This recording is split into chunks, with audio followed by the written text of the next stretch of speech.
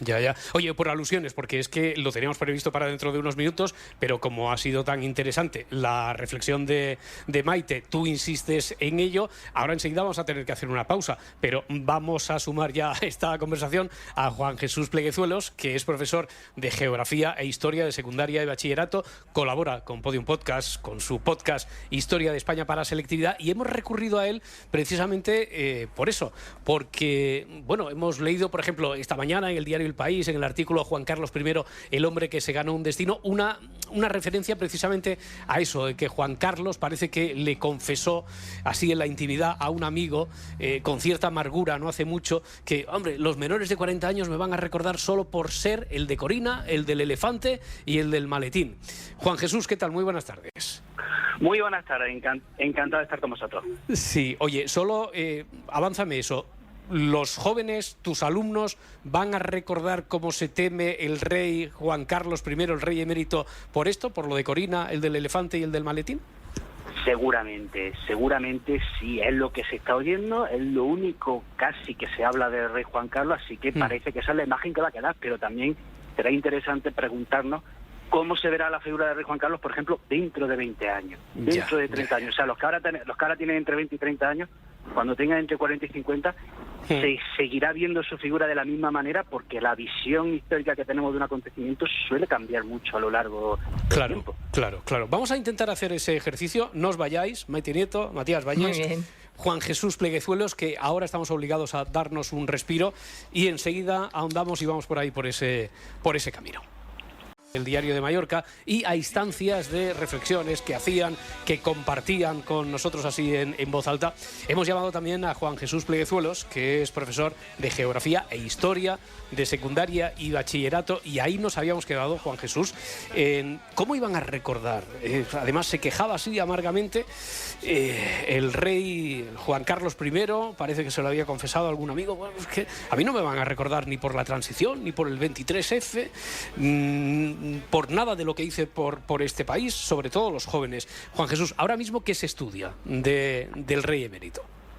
Ahora mismo, sobre todo en la parte de selectividad, en segundo de bachillerato, hay un par de temas, 3 temas que le tocan muy de cerca a la figura del rey Juan Carlos, y que los estudiantes que están en segundo de bachillerato, se lo estudian, pero bien, porque te pueden caer. Estamos hablando de la dictadura franquista, de la transición española y de los gobiernos de la democracia. Entonces, en esos 3 temas, sobre todo la transición española, pues la figura del rey Juan Carlos está muy presente, y los estudiantes que están en segundo de bachillerato se lo estudian, se lo tienen que estudiar, y se lo estudian bien. Claro, el que a lo mejor no ha llegado a ese tema, o el que no se lo ha estudiado bien, o el que se lo ha estudiado por encima, pues en ese es verdad que va a haber poco sobre la figura del rey Juan Carlos. Y ahí el que pase por ese tema y el que se lo estudie bien, como dices tú, yo creo que se lleva una idea, sale bien parado, ¿no? Históricamente, Juan Carlos I. Sí. En la transición española hay que decir que sí, que ahí hay, sobre todo tiene 2 grandes logros, que una es la transición en sí, porque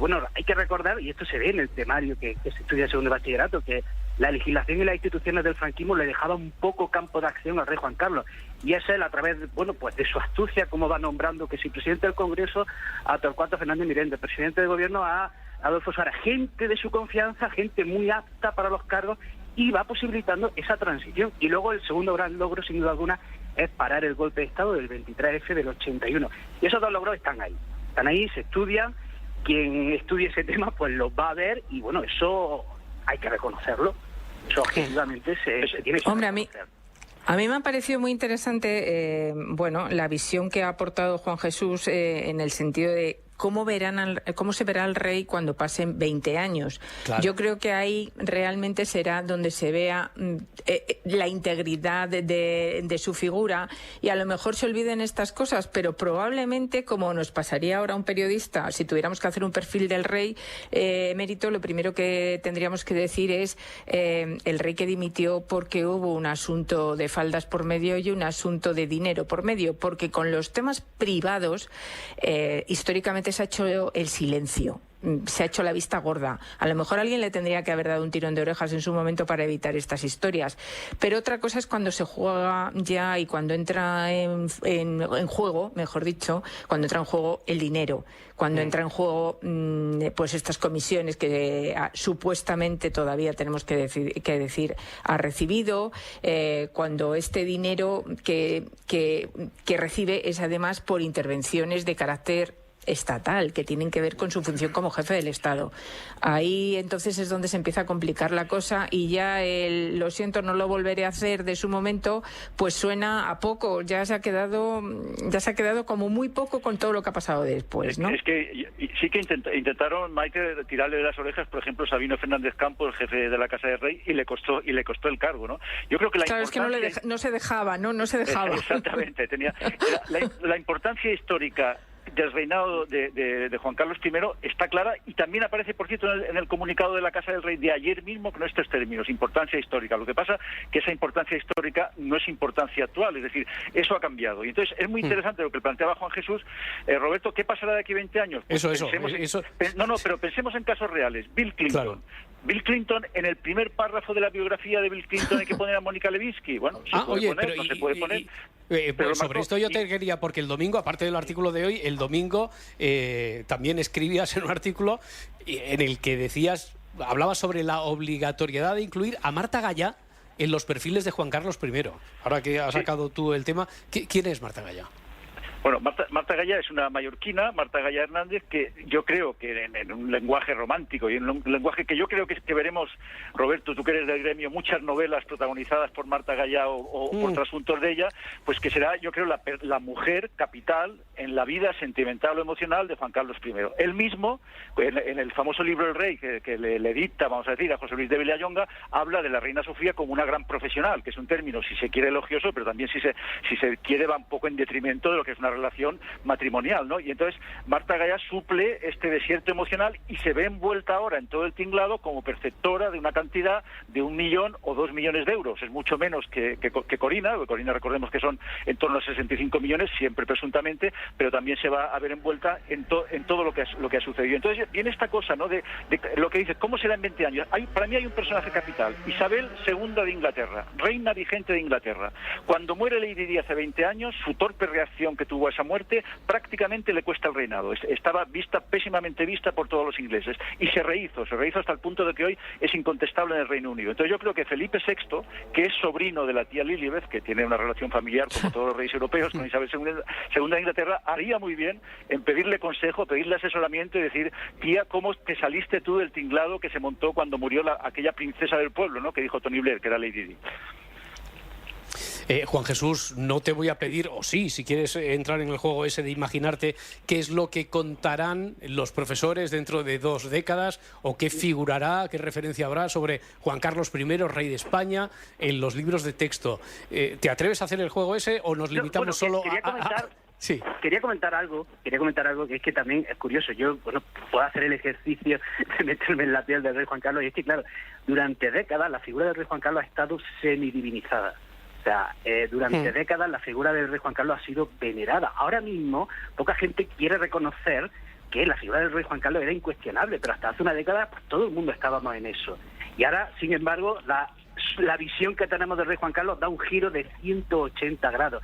Y claro, yo pienso, me pongo en el papel de una persona que es que tiene, es venerado y es incuestionado, pues claro, llega un momento en que puedes hacer lo que quieras, haces lo que te da la gana, porque al final, como nadie te dice nada, nadie te critica, nadie te tose, pues al final pasa lo que pasa.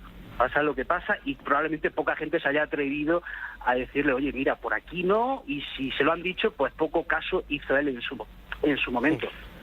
Y Maite, ¿a ti también te parece, Maite, que empiezan a aparecer aquellos que reniegan de su juancarlismo declarado de toda la vida? Bueno, ahora ya no está de moda ser juancarlista. O sea, vamos a ver, yo quiero poner a cada uno en su sitio. El rey emérito, don Juan Carlos, tiene unas connotaciones históricas y que no hay que quitárselas por lo que ha pasado. El problema es que aquí se ha mezclado la parte personal de un rey con la parte institucional de un rey. La parte institucional, digamos, que puede ser no voy a decir la palabra ejemplar porque ejemplar no vale. Puede ser loable y, sin embargo, la parte privada que se ha entremezclado en este tema es muy reprochable.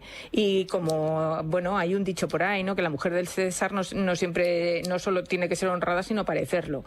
Pues esto es lo que le ha pasado al rey, que ya da igual lo que pueda decir, pero yo creo que la historia le colocará en su sitio en su integridad. No dejará de aparecer esto, como a Bill Clinton siempre le aparecerá Mónica Lewinsky en su historial, pero también se ha reconocido lo que hizo en su momento, sobre todo si se le compara con otros gobernantes posteriores de su país, ¿no? Entonces, bueno, pues yo creo que la historia colocará a cada uno en su sitio, con su parte buena y con su parte mala. A mí me preocupa más lo que está por llegar de cara a Felipe VI, la verdad. O sea, se encuentra en una situación muy fastidiada, por decirlo de una forma muy sutil y muy fina.